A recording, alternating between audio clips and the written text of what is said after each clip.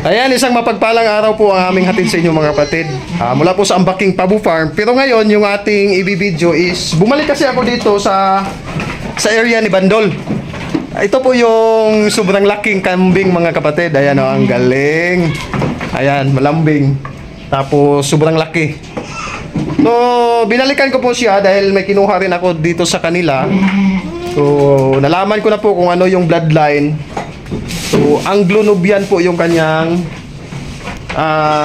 lahi. So, sobrang dami po talaga dito mga kapatid. So, ayun nga. Sa ngayon is marami na sila eh.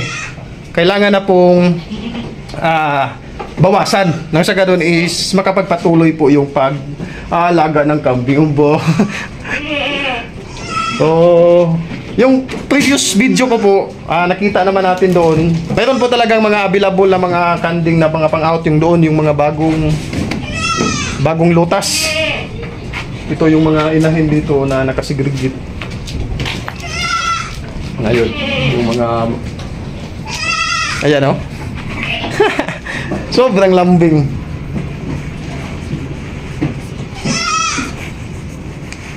Manimahot ang kanding ani Bandol. Uy, manimahot ang kanding ani. Imo kung sigig bayiid.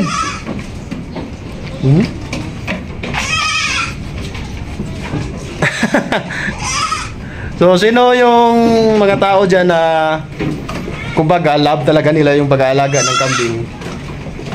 Ayun. Yung sa akin lang is nakapokus kasi ako sa pabo mga kapatid. Ayun, napamahal na po ako sa pabo. Ayos lang naman kung may kambing, kaya lang ayun nga, focus muna ako sa isa. Ayan, para mapagtuunan ko po talaga, maipalabas po natin yung hanggang saan talaga yung pabo. Sa susunod na siguro na pagkakataon, titira tayo ng kambing. Binalikan ko lang ito kasi parang na-miss ko yung kalambingan nitong si Bandol eh. Bandol. Sigbaiid, klaro kayo, manimahot kandingan eh. Sige lang kayo, magbalik-balik na kunin mo dito Bandol. Kaya atong ipakita mo ang lahi sa mga taga Cebu. Madag ko lang mga patibuhay, Kaya ka ng mga anak, no? Pagili ko ng mga taas, dunggan, taas, dawa. O taas o dunggan, taas na siya liwat ani.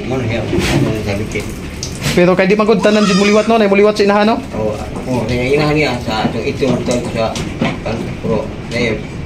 Kami siya na dunggan. Og litson nun, olo pa lang.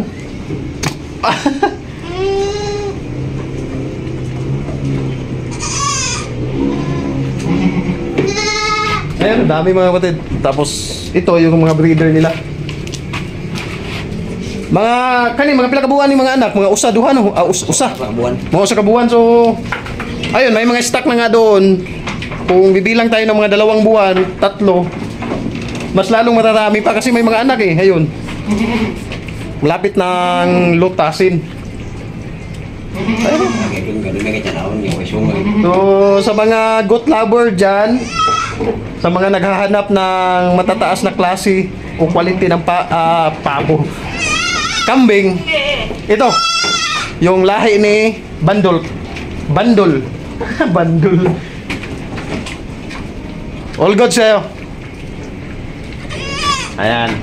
Pero pag pabo naman ang inyong gusto, ayan, i-message nyo lamang po ako mga kapatid. I-attach ko na lamang po yung numero ng pinagkakatiwalaan sa mga kambing na ito dahil yung totoong may-ari talaga nito is andun sa labas sa ibang bansa. Ayan. So, kung gusto nyo pong magkuha o mag-abil nito, i-PM nyo lamang po or kontakin nyo na lamang po yung numero na na-indicate na po dyan sa ating details. Uy! Ano man? Amigo ta, dili ta magkuan ha. So, ayan po yung hitsura niya mga kapatid oh. Bigaon kignaw. Nga, ayan. Oh, itlog pa lang. Kilog tunga naman din. Tapos yung tainga. Ayan. Tapos ito yung mga inahin nila. So, ayan mga kapatid, tulong ko na rin ito sa may-ari nito or sa pinagkatiwalaan nito dahil ayun, may naitutulong rin kasi sila sa akin eh. So, para maipakita ko po, lalo na sa mga taga Cebu na naghahanap po ng kambing. Ayan, salamat po sa Diyos, pag-ibig.